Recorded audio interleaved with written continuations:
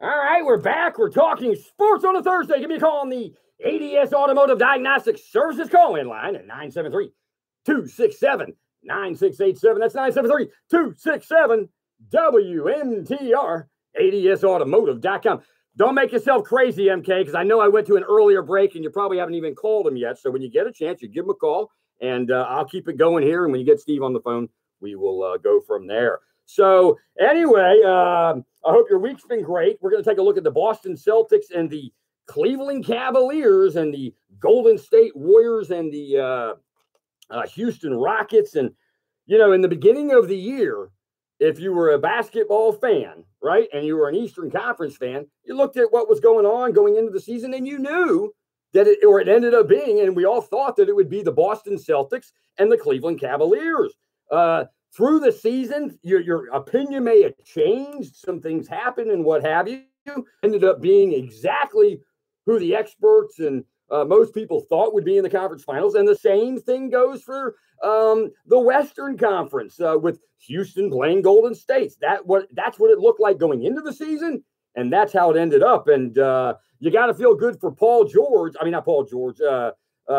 in Houston. Everybody was giving him business for a while in regards to that he couldn't get to a championship or a conference champion. Well, he's done it, and he's got a Harden next to him, so it's going to be real good. And don't forget, you got an NHL Game 7, 7 o'clock or 8 o'clock tonight in Nashville. You know, if you're the Nashville Predators, the pressure's on you tonight because it's a Game 7. The Winnipeg Jets, they're playing with house money tonight. And then for our Atlanta listeners, a little bit annoying for you to see the Atlanta Thrashers possibly going to a conference final. And I remember exactly how I felt when the Atlanta Flames left Atlanta, and years later, just a few years later, they went ahead and Calgary went on to win the Stanley Cup. So that was like a punch in the stomach. So we'll see what happens. Nevertheless, it's great hockey. The phone lines are busy. But don't forget, when you call the show and we're at a break, if MK is doing her thing, just be patient. She'll get to the phone. I see them blinking, but I can't do anything from here without talking to MK. So anyway, we'll take a look later tonight at Major League Baseball. You know, Harvey and it was dealt to Cincinnati, which what I'm confused about is why did Cincinnati make a trade for him? Why wouldn't they have just let him get released? Now, I don't know if it's a waiver situation and that, you know, the worst teams gets first dibs or something like that, but we'll see. Matt Harvey's got to play it right because he's a free agent at the end of this year. And, you know, you got to play the political game, too, because you want to play nice with these ball clubs. You don't want to come across as he came across late in the career in New York. How we doing, MK? We got anybody ready to go here? He's on line 3. All right. I want to welcome back to the show, friend of the show, the 33-year radio voice of the Atlanta Hawks was kind enough to come on and talk NBA Conference Finals. Steve, welcome back to Talking Sports on a Thursday. You know, it's always my pleasure to come on with you. That's great. So, Steve, I have on my show on Tuesday night, I had egg on my face. I wanted to bring in egg because I think you and I had talked about it earlier that I thought Toronto was going to take the next step and get to, you know, get by Cleveland after Cleveland had made that trade. I didn't think it could come together, and I'm disappointed. And I'd like to have your opinion on this. So, and the one thing I don't think people are talking about, for example, in Game 3, you know, they got 8 seconds left. You know, the ball's going to LeBron. You don't want to play ball denial. You don't want to put one guy on him and then another guy as he takes 10 feet up the court. Everybody's like, oh, what an amazing shot. He had a good look at the basket. Where I'm going with this is I'm assuming Boston needs to step up the physicality against Cleveland. Well, you would think so. I mean, you would think they have to do something against LeBron. I mean, Toronto has been very disappointing the last several years. Wow. I mean, how many more years are we going to, think about them and think that they're going to be the ones that are going to do it? So this series against Boston is going to be very interesting. I think it's going to be very tough, though, to beat Cleveland.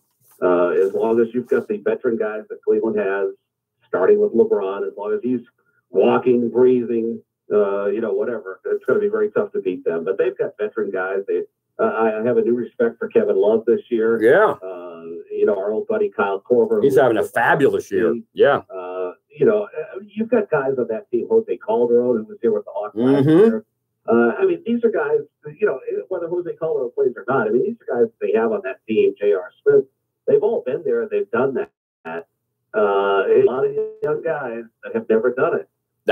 Other than Al Horford, who's one of our great, Atlanta Hawks here. Yeah. I'm happy for Al. They went to in the last 6 minutes of last night's game. Notice, when it came down to the time where, you had to decide who was going to get the ball, it was going to be Al Horford. So I think it's going to be very tough for Boston to beat them.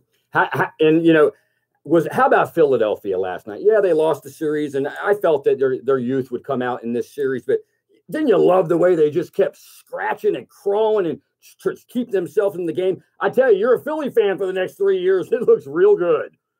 No, it does.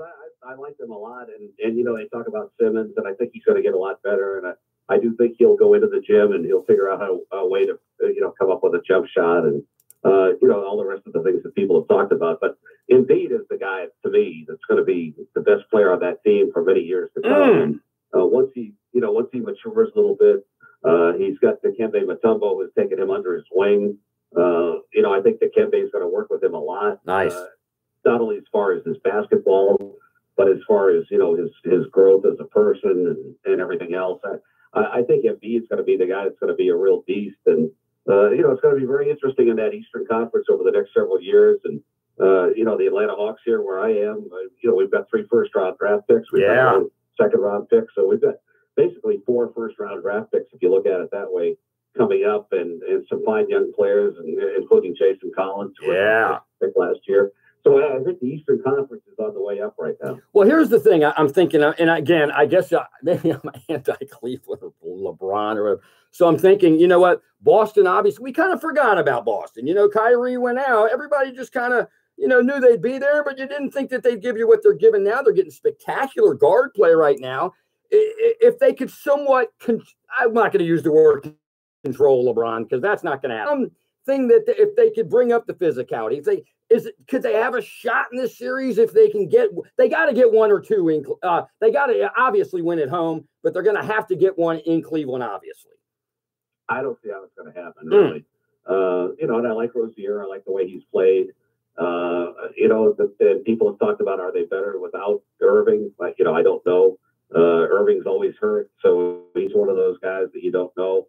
You don't know what would have happened if they had been healthy all year. But like I said earlier, I think Cleveland, with all those veteran guys, when it comes to playoff time, very tough to beat them. And they have the one guy that, as long as he's walking, breathing, and talking, and his heart is beating, and that's LeBron James, I think it's going to be very tough to beat them. I hate him. Okay, so by the way, and I don't want to get into a big Hawks thing, but I went through the playoffs today. There were a lot of Atlanta Hawks still alive in the playoffs, former Atlanta Hawks I was looking at today. So all right, so how many what's Cleveland winning this thing in? I would say 5 or maybe 6. Wow. I mean, I really do. I think it's going to be very tough for Boston. They've got those young guys that are very good. They're going to be very good for years to come. But you've got veteran guys. When the playoffs come around, you've got guys that have been around the block, and Cleveland's got all of them. And Boston really has none of them except for Al. So I think it's going to be very tough for Boston. Well, in the future, I'm going to make sure I listen to you, because the last time we spoke, I told you I felt real strong about Golden State, and you told me they're not built for a long run in the playoffs, and you were right. You were absolutely right. So let's move to the Western Conference. Now, this is an interesting thing. when I watch Houston and I watch Golden State play, I still think Golden State's a notch above. What do you think? Oh yeah, just Golden State's going to be very tough to beat. I mean, Houston's one of those teams too that you talk about regular seasons and everything else, and until they prove it in the playoffs, you've got to go with Golden State. I mean, they've got so many guys on that team. I mean, a guy like Zaza Pachulia, you go back to the Atlanta thing again. Yeah, I want to do that. But, I mean, here's Zaza, not even in the rotation right now, but he's playoff ready. He's ready. Oh yeah. Need him.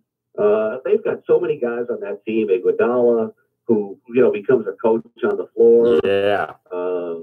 Curry, Thompson. I mean, Draymond Green, whether you like him or hate him. I mean, look what he did last night, and I think it's going to be so hard to beat them, no matter what. It's interesting. I was also looking at the Houston lineup. And their roster. Joe Johnson doesn't even play. No, but he's there though. Yeah, I want Joe to play. I love Joe. They got Joe for that one reason, that they may need him for 3 minutes, 5 minutes, who knows? Yeah. They got him because he's been around the block. He's been in the playoffs. And that's why they picked up Joe. They didn't pick up Joe for regular season. Yeah, right. To win an extra couple of games here and there. They got Joe for playoff action. And Joe's been there and done that. So, he may be one of those guys that, believe it or not, he might have an effect on it. I got to tell you, and I don't mean to get off track, but, PBA, especially when he was in Atlanta, and not Brooklyn, but in Atlanta, man, that guy could do it all. He reminded me, Joe Johnson he reminded me of Sidney Moncrief in some ways, He a little stronger, but that's the kind of player, he could just do it all, and I'll always love Joe Johnson. He was just great. Well, Joe gets, underrated around the league, and for all the things he did all the years that he was, with the Hawks, and, he started out with Phoenix, then Boston, and Joe is one of those guys that made the jump to come to Atlanta. And it's not for Joe coming to Atlanta as a free agent, being one of those players that went ahead and said, yes, I'll go. The Hawks had a 10-year run in the playoffs. Yeah. In the Eastern Conference. And that was all started because of Joe Johnson. Yeah. So, Joe will always have a special place in everybody's heart here in Atlanta. And by the way, he was on a bad team with Atlanta, right? Wasn't he on an 18-win team? 13 wins. Yeah, that's what I thought. 13 wins. That's what I thought. But they built that team with Mike Woodson as coach. Yeah. Into a playoff contender with Al Horford. And, they made the playoffs in 2008. They took the Celtics to a 7-game series. The one against 8. Yeah. The world in that. Yeah. And then had a 10-year playoff run. So, I credit him a lot with all of that, coming here and doing that. And I credit Mike Woodson certainly with being the coach that put that whole thing together. Steve, what's amazing, by the way, when you look at the Boston Celtics, and I was trying to find things. Danny Ainge has not pushed one wrong button at all. No, I mean, he's had a few clunkers here and there. I mean, over the course of the years with all those draft picks, but, the trades that he's made and everything else, I mean, you have to give him a lot of credit for all of that. And here they are. I mean, they're to this point right now.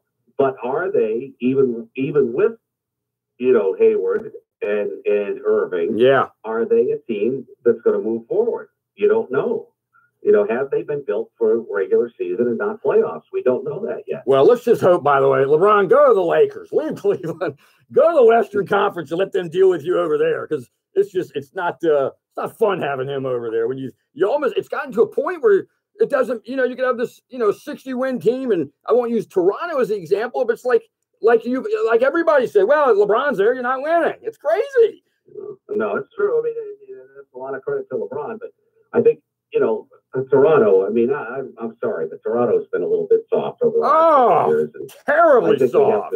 I think we have to back off on Toronto. Oh, don't worry. They're never coming on my radar screen again. That's just not going to happen. So real quickly, I guess this is more for me when there's a few listeners.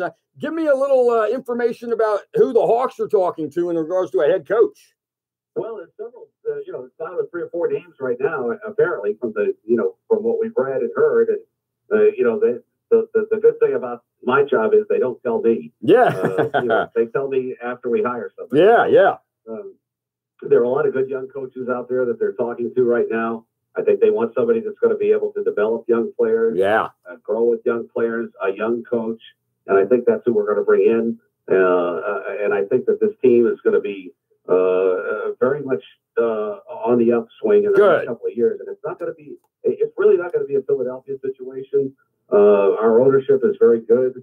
Our management is very good. Travis Schlink, who was with Golden State for many years, has a plan. And to me, I think that it's not going to be a Philadelphia 5-year, 7-year thing. It's going to happen very quickly.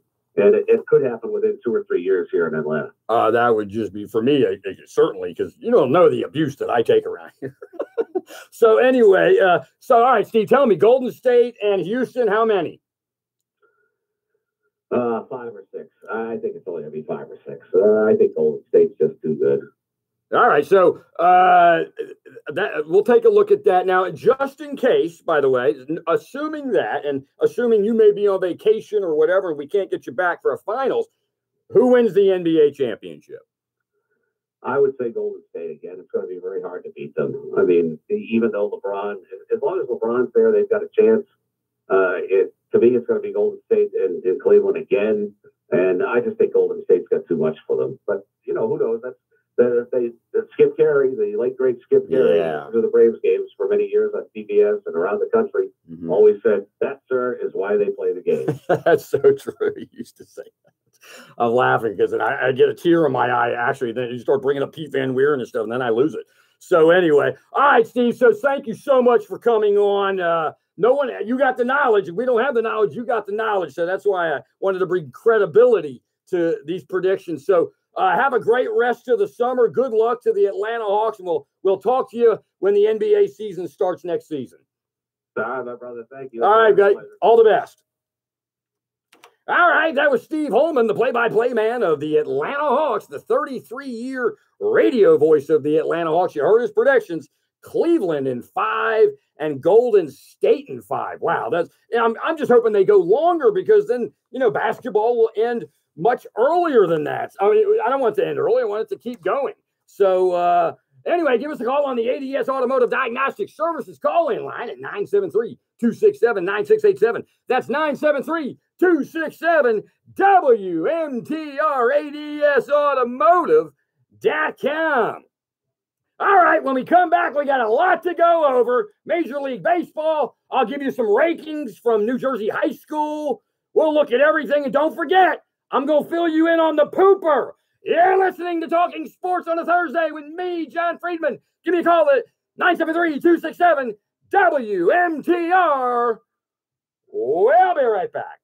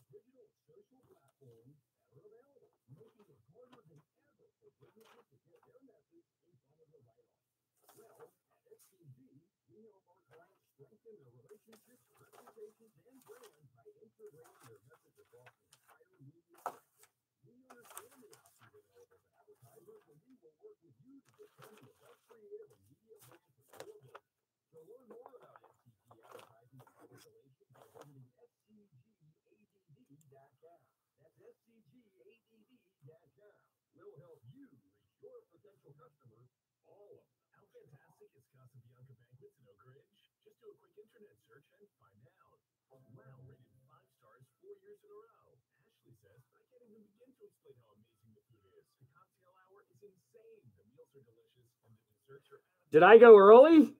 Sorry about that.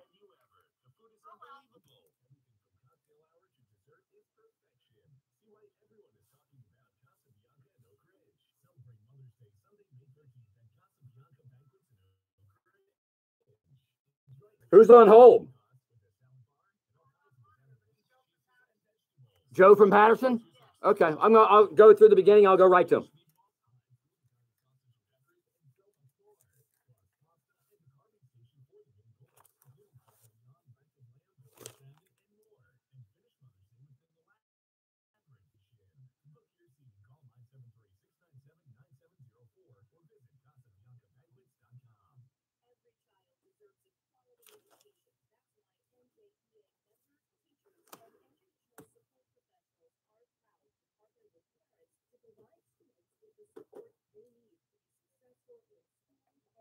Oh, I didn't see. Now I got to get used to that.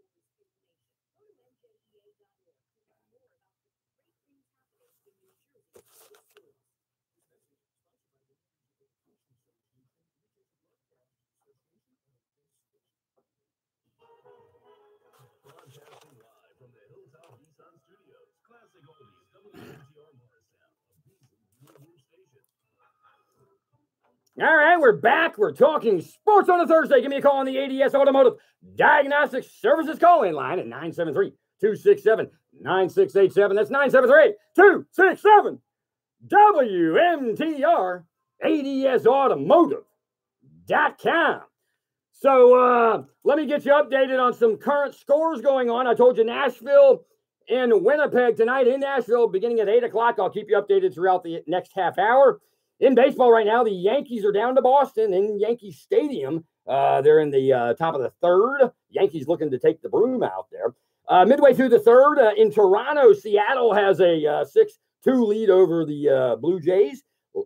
Today, the Philadelphia Phillies took out the broom and swept the San Francisco Giants in a 4-game series.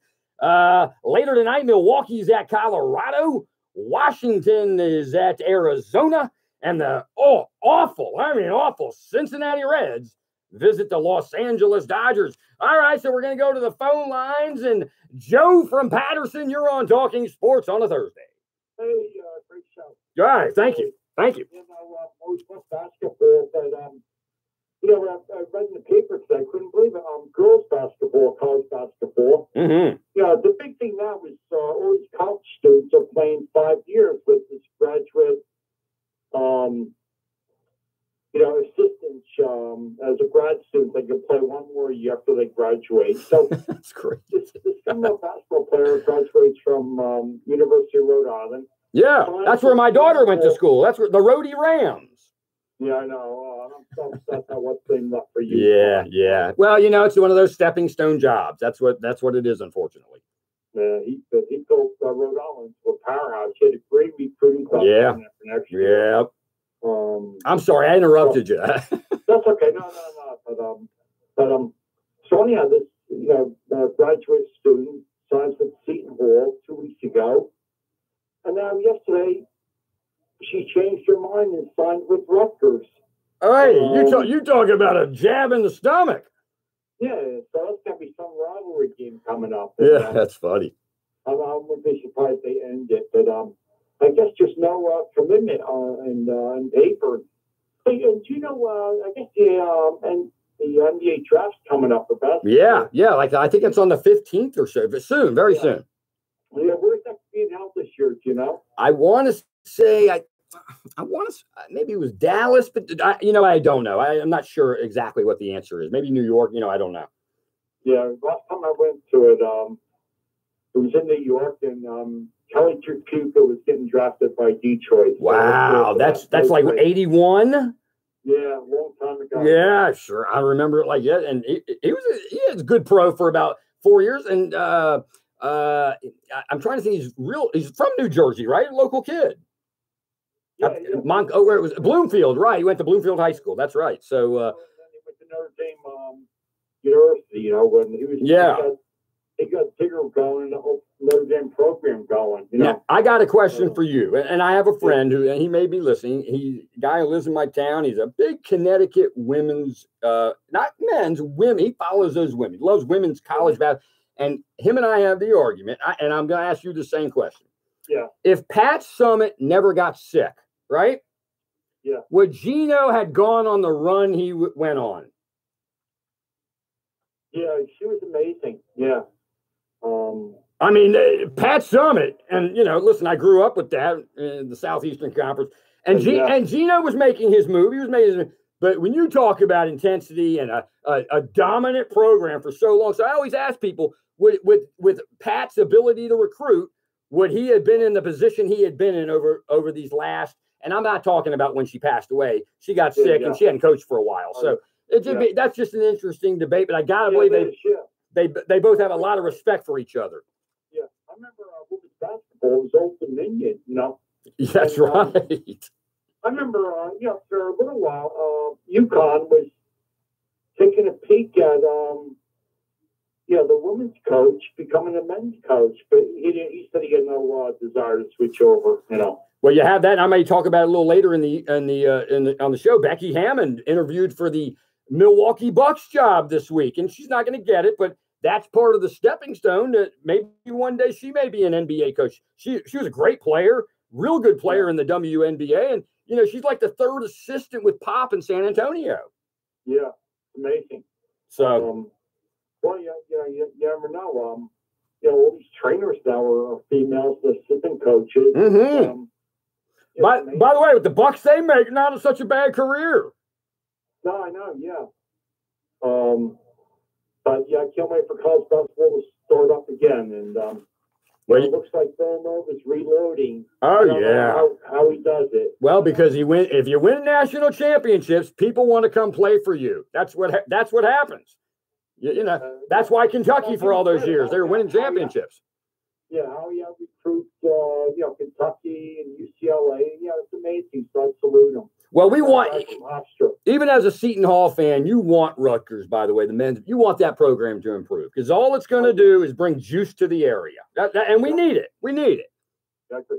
A program that fell off this year was University of Monmouth. I thought they were going to take off, but well, it kind of fell off. They still do that. They still do that bench celebration there after a basket or something. Didn't they have some kind of crazy thing? Yeah. So, but they've been a consistent program. They're good. Ryder's good. NJIT is good. I mean, we got some good, solid teams around here. Yeah, NJIT. I can't imagine what their transportation budget must be. That league they're in. That's true. Yeah, it's crazy. That is crazy. All right, we're gonna move on. So, listen, thank you so much for the call.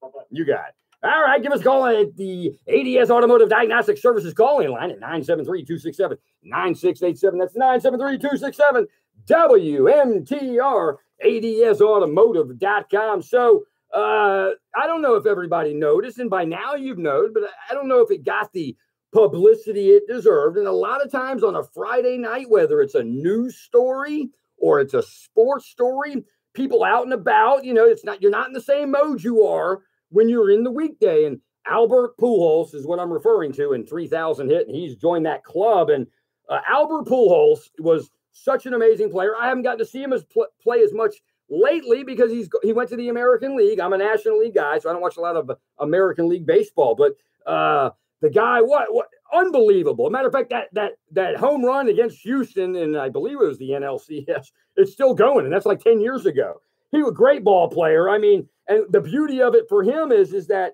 he doesn't have to he can just DH for the next few years. He doesn't have to play the field. That's great, and just a fabulous baseball player.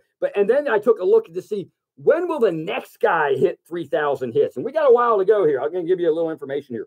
Miguel Cabrera of the Detroit Tigers, he's at 2,666. He's got a good shot. Now he has a good shot. I don't know how old he is, though, but he's got a good shot. After that, though, we got a tough road ahead of us. We got Robinson Cano of Seattle with 2,408 hits. We got the Mets' Jose Reyes with 21 hits.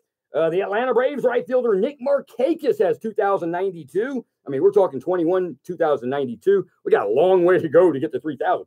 Victor Martinez, the DH first baseman for the Detroit Tigers, he's at 2,056. We've got Adrian Gonzalez, the Mets first baseman, 2,027. He's not getting there. He's going to have to play a long time to get there. Joe Mauer, good guy, been playing forever. Joe Mauer, the first baseman for the Twins. I can't believe he's still playing. He's got 2,013.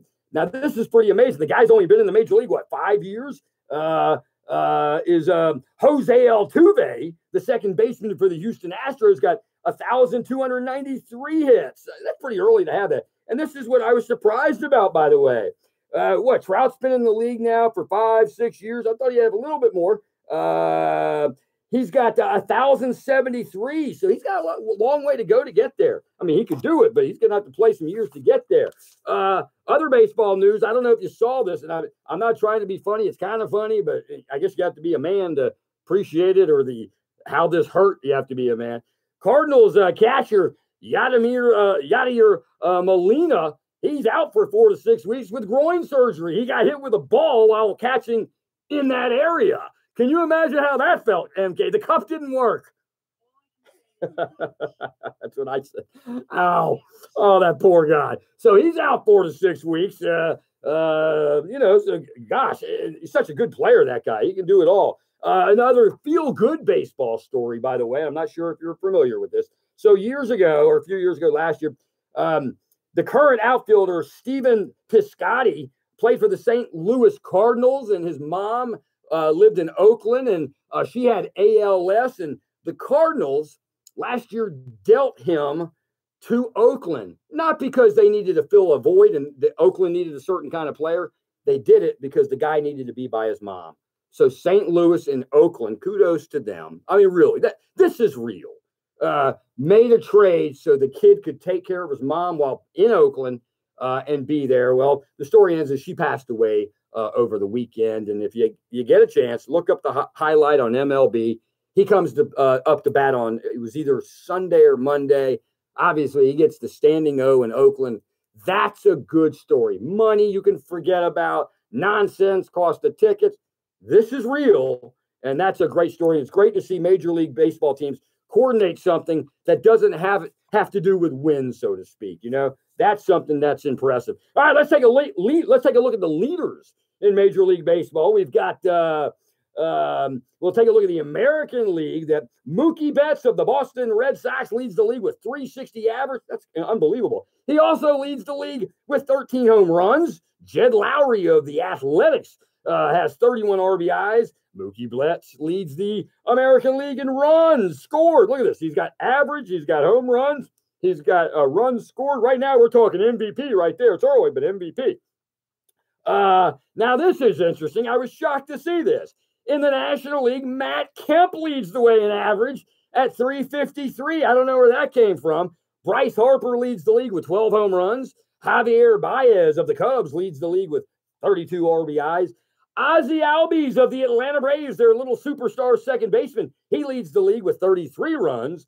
In the American League in pitching and wins, Luis Severino leads the league with 5. Garrett Cole, the former Pirate, leads the American League in strikeouts with 77. Justin Verlander this is amazing, by the way. Justin Verlander of the Houston Astros has a 1.17 ERA. Hello, he's in the American League with a DH. That's really good. In saves, Edwin Diaz of the Mariners, he leads the American League with 13 saves. In the National League in pitching, the Washington Nationals' Max Scherzer leads the league with 6 wins. He's also got 80 strikeouts already. I got to find out his strikeout to walk ratio. I'm sure it's amazing. Martinez of the Cardinals has a 1.62 ERA. That's darn good. That's Greg Maddux stuff right there. And in saves, Wade Davis leads the league with 14. Quick look at the major leagues. Quick look at the major league standings. The Yankees have been on fire, winning 17 of 18. They're on a game up on Boston. We'll see what happens the rest of the night tonight. Toronto is back 6.5, followed by Tampa Bay and Baltimore. Cleveland has a 1-game lead over Minnesota. Detroit, Kansas City. Oh, Kansas City got it out of the cellar in the Central. Now the White Sox are there at 9-25. Ouch. Oh, gosh, those poor fans. Houston in the American League West, them and the Angels keep going back and forth. Matter of fact, the Angels are a game back of Houston, followed by Seattle 2 back, Oakland 5 back, and Texas is 9 back. In the National League, we'll take a look at the Eastern Division with the Atlanta Braves with a half-game lead over the Philadelphia Phillies. Now, they may be tied. Atlanta doesn't play today, I believe. Philadelphia won, so I believe that they may be tied. Followed by Washington, 2.5 games out. By the Mets are 3 games out. And I got to tell you, as bad as it's been, the Mets are only game over 500. And by the way, let me just touch on the lineup card thing. And I had to get straightened out on the story. The Mets messed up on the lineup card, and they batted out of order. Not in the second inning, not in the 9th inning, not in the 8th inning, in the first inning. So That's about the way things have been going for New York lately with the Mets. And Miami's at 13 and 23, 8.5 games away. In the Central, St. Louis has a half game lead over Milwaukee. That's going to be a nice race. Followed by Pittsburgh, a half game out. The Cubs, 1 game out. It's a nice division. And Cincinnati, 11.5 game out at 10 and 27. In the National League West, the Arizona Diamondbacks with a 3.5 game lead over Colorado. Followed by San Francisco, 5 back and a 5.5 back. The Dodgers, 4.5 back. Or 8 back. I'm sorry, they're 8 back. And San Diego is already 11 back. So I got this family 4-pack. I'm going to give it to caller 3 if you give me a call at for the Somerset Patriots at 973-267-9687. MK, I need a break. All right. When we come back, we got a lot more to look at. We'll look at high school, the rankings for lacrosse, for baseball, for volleyball. We'll take your calls. Other news, giving you some news from the NFL and a grievance filed. You're listening to Talking Sports on a Thursday with me, John Friedman. Good to be here tonight. Good to see you, MK. We'll be right back.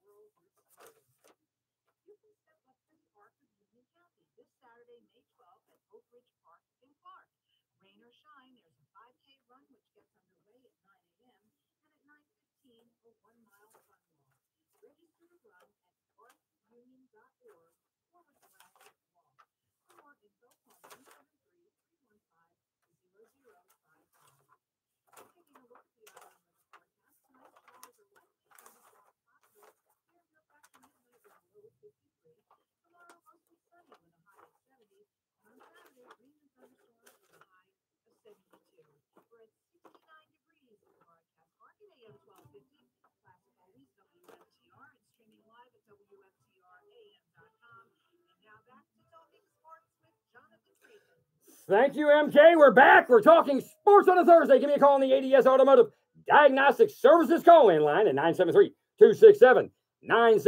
That's 973-267-WMTR. ADSautomotive.com. All right. They're getting ready to drop the puck in Nashville. We'll keep you updated on that. I'll give you some scores around the major leagues in just a little bit. Let me give you the top 10 boys varsity volleyball teams throughout the state of New Jersey. We've got at number 10, Christian Brothers. At number 9, we got Hunterdon Central. At number 8, we got Bloomfield. At number 7, we got Hillsborough. At number 6, we got Lakeland. At number 5, we've got Fair Lawn. At number 4, we got J.P. Stevens. At number 3, we've got Southern. Number 2, we've got Old Bridge. And at number 1 this week in the boys varsity volleyball in the state of New Jersey is Bridgewater Raritan. Also, we've got, let's take a look at boys varsity lacrosse. Number 9, Westfield. Number 10, Westfield. Number 9, Manasquan. Number 8, Northern Highlands. Number 7, Lenape. Number 6 is Watchung Hills. Number 5 is Christian Brothers. Number 4 is Seton Hall Prep. Number 3 is Summit. Number 2 is Mountain Lakes. And number 1 in this week in the Star Ledger boys varsity lacrosse, the number 1 team in the state this week is number 1, Del Barton. Also, let's take a look at baseball, varsity baseball throughout the state of New Jersey. At number 10, we've got St. John's Montville. Number 9, we got Don Bosco. Number 8, we got Egg Harbor. Number 7, we got St. Peter's Prep. Number 6, we got St. Augustine. At number 5, Christian Brothers. Number 4, Eastern. And number 3, Hunterdon Central. Number 2 is Bergen Catholic. And the number 1 team, I couldn't pronounce this name, by the way, on Tuesday night. I'm going to try it again. Number 1 baseball varsity team in the state of New Jersey this week from the Star Ledger is Bishop, and this is spelled E-U-S-T-E-C-E. How would you say that? You ready? E-U-S-T-E-C-E. T-A-C-E. Eustis. Okay. Number one boys varsity baseball team this week is number 1, Bishop Eustis. Okay, yeah, Eustis. So anyway, those are your high school rankings in New Jersey. I'd rather be late with saying the word and you saying it right than me messing it up. How about that? So, and then in the NFL this week, there was a grievance filed. Listen to this. I call this the old chutzpah dick thing, but here we go. So Eric Reed files a grievance against the NFL for saying owners are keeping him out from a job. Eric Reed, the San Francisco 49ers safety, who has knelt during the national anthem at games for the past 2 seasons, filed a grievance against the NFL saying the league had blackballed him because of his actions. Reed's moves mirrors that of the former 49er quarterback Colin Kaepernick, who led the wave of sideline protests against social injustice and police brutality against African Americans and filed a grievance last season after being unable to land a job in the NFL, which you're aware of. My favorite quote of this is, I got to find it, is from the general manager. Eric played well for us last year, says 49ers general manager John Lynch. He told the Mercury News last month, I think he's kind of stuck in a safeties market that's been quiet. You talk about a good political answer. Listen, Eric Reed, you chose to protest on company time, which you shouldn't do. You can protest, and you can protest as much as you want. On your time, why not do it? That's what this country's all about. Not during company time, but okay, you took the chance to do that. Let me fill you in on something. You're a free agent. You're not under contract. The NFL is a private company. They don't have to. By the way, there probably is collusion against you. There's probably collusion against Colin Kaepernick. But in your case, you're claiming that the NFL owners are saying you were hurt and what have you. Here's the deal. A judge is not going to be able to determine whether you're hurt or you stink, one or the other, or that you being blackballed. There's no way you're not going to be able to prove that. I believe that you are maybe being blackballed, but hey, free enterprise, you get to protest. They get to not hire you. That's how it works. You can't have it both ways. That's just the way it is. What else we got in the news here? We've got, for Jet fans, by the way, thanks to my friend Kurt at the office, so I didn't mess up the pronunciation of this name. Receiver Quincy Enunwa is healthy and ready to go. You know, going into last season, he was arguably the 1-2 guy for the Jets. And as the season was about to start, he blew his knee out or hurt his knee and was out for the whole year. They say he's ready for training camp. So that's another piece of good news for the New York Jets. So just to fill you in on that. By the way, how about in the so you got, by the way, coming up, you got Tampa Bay and Tampa Bay and Washington in the Eastern Conference Finals in hockey. And congratulations to the Washington Capitals, because that mental thing they had going with the Pittsburgh Penguins, it finally came to an end. And that's after losing game 1, by the way. So that finally came to an end. And I got to believe with that series, the Tampa Bay Lightning are the real deal. I mean, they're good. And tonight we'll find out. By the way, if you didn't notice, the Vegas Knights are in the conference final. They're waiting to find out who they're going to be playing in the in tonight against the Predators and Winnipeg. So really exciting. And I'm hoping that Steve's wrong. Steve Holman, who joined us in the show earlier, we were talking NBA Eastern or in Western Conference basketball. I hope Boston can take it to 6 or 7. And heck, I hope they. And by the way, I don't know if you know this, I hated and hate usually the Boston Celtics, but I'm going to be rooting for them big time. I'm wearing green in all these games. That's how excited I am to see them play. So I was taking a look today. You know, Major League Soccer has become big. It's become extremely big in the United States. I haven't caught on yet, but there's cities that have caught on or are going crazy. I mean, the fans, the excitement, the internet explosion, and so many teams are so many cities are into it. I haven't yet gotten into it. Maybe I will. Soccer is just kind of not a great TV sport for me, although you can see it. It's not like hockey, but it's long. It's, you know, I like a lot of action, and there's plenty of action. I like a lot of goal scoring. So maybe it takes a little while to get used to it. So I was taking and I wanted to see the amount of teams, obviously, but I also wanted to take a look at the standings. And I'm like, look at all these websites, and I can't find the standings. Where are the standings? Well, their standings are not called the standings. They're called the Major League Soccer table. How about that? I never knew that. So anyway, so I'll read you some of these teams and in what place they're in and what have you. Not that, and there's some interest. Obviously, there's Red Bull fans here. In the Eastern Conference, the Atlanta United FC, they're in first place, followed by New York City FC, Orlando City CSC, Columbus Crew SC. Number 5 is New York Red Bulls.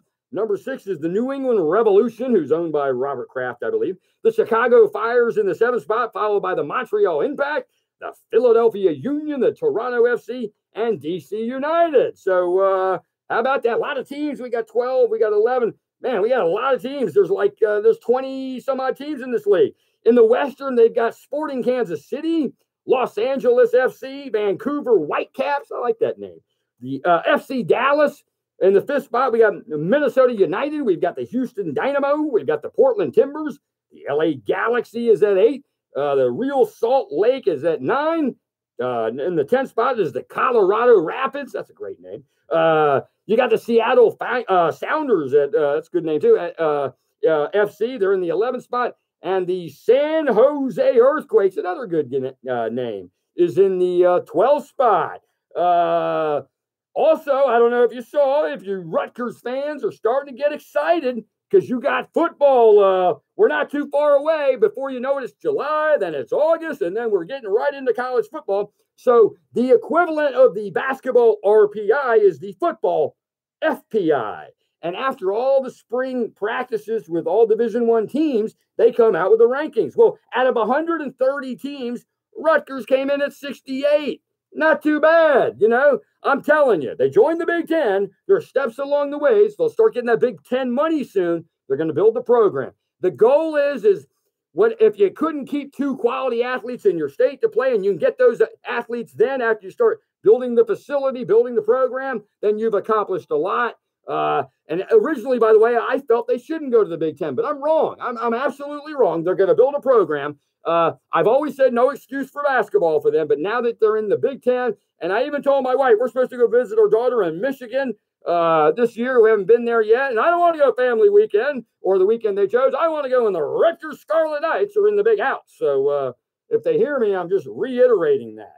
So anyway, so they're ranked number 68th in the in those rankings. All right, let's turn to the pooper story. As I broke that story here last week, accused mystery pooper, lawyers said that it's not true. Not everything that you've heard about Thomas Tramagellini, the Kenilworth superintendent of schools accused of pooping on a high school track and field near his home, has been fair or true, according to his attorney. My client looks forward to the day in court where he can rebuke some of the falsehoods that have been portrayed about him in the media, like making a duty in the park.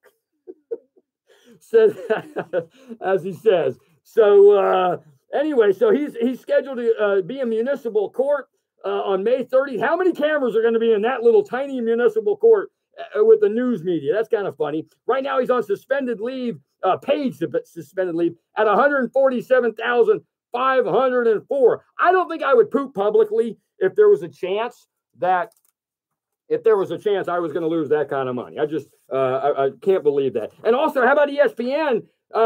They've added Booger, and I love saying that name. They've added Booger McFarland to the sideline reporting for Monday Night Football, along with Jason Witten now is in the booth. So a lot of good things in sports, and I hope you guys have a wonderful weekend. We'll have some warm weather. It's supposed to rain, I believe, on Saturday and Sunday, but enjoy the sports. You got hockey on tonight. You got basketball coming up this weekend. You got your conference finals.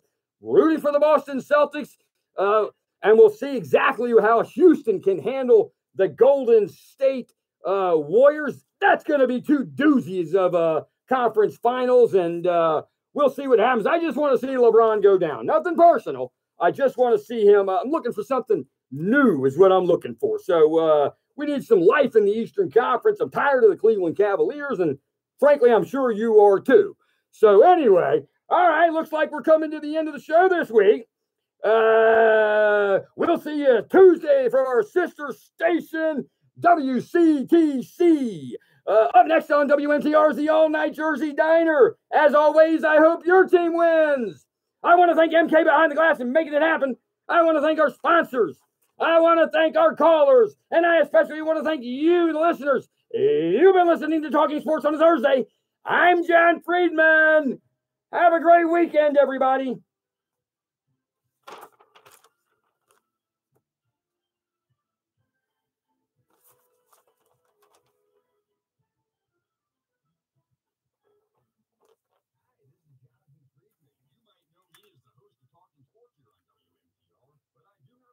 We'll see you Tuesday night.